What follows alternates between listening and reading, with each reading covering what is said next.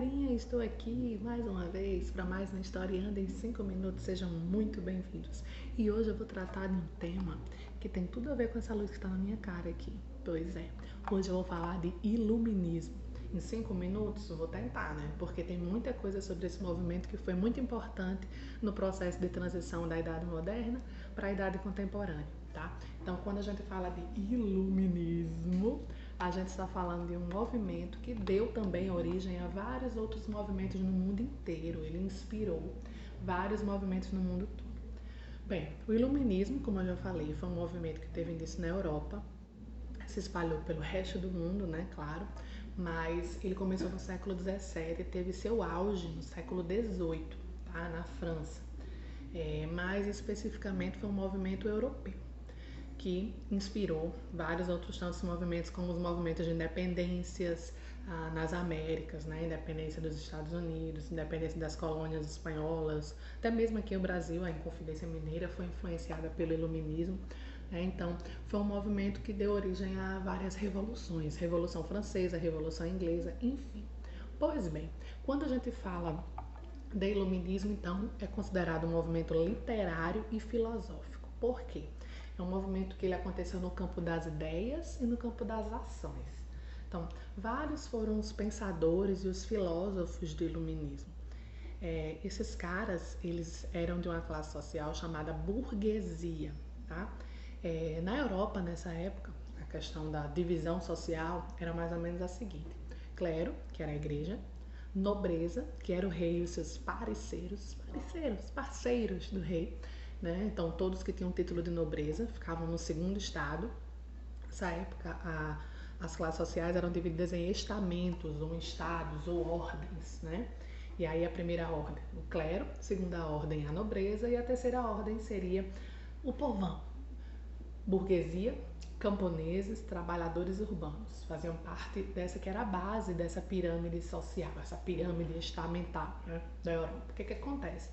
Essa galera do terceiro estado, mas principalmente a burguesia, que eram comerciantes, banqueiros, eles estavam lutando por mais igualdade social. Como assim? Eles lutavam por liberdade de expressão, por poder participar politicamente e também por ter essa questão da igualdade na questão do pagamento de impostos, por exemplo, que eles pagavam, eles sustentavam, né, a nobreza e o clero com o pagamento de impostos. Então eles reivindicavam também algo com relação a isso. E aí o que acontece? Essa galera do terceiro estado, essa galera da burguesia, eles eram pessoas que estavam tendo mais acesso ao conhecimento pelo fato de serem comerciantes. Muitas vezes ele mudava de uma região para outra, e aí ele acabava conhecendo outras realidades, lendo muita coisa, tendo contato com muitas pessoas com mente mais aberta, enfim. Aí o que acontece? Era uma época que, como o clero, né, como eu já falei, estava no topo, então a igreja e tudo que era tradicional, tudo que era visto como a mentalidade religiosa, a mentalidade tradicional estava acima de todas as coisas. Então aí começa a surgir esse movimento do iluminismo, esse campo das ideias. Essas pessoas começaram a propor algumas ideias para modificar e iluminar a cabeça das pessoas, porque eles diziam que eles viviam num obscurantismo que a igreja os colocava, porque as pessoas não tinham condições não podiam, na verdade, ir contra o rei, né, o poder absoluto, o poder absolutista, que era o poder da época, né, o poder absoluto dos reis, e não podiam ir também contra o poder da igreja. Então, o que acontece? Quando se cria o iluminismo, as pessoas têm a oportunidade de reivindicar, de poder falar um pouco sobre as suas opiniões, e claro que isso gera um babado, né, gente? Porque imagina, não é todo mundo que vai aceitar, não é todo rei que vai aceitar, bem bonzinho, as modificações, não.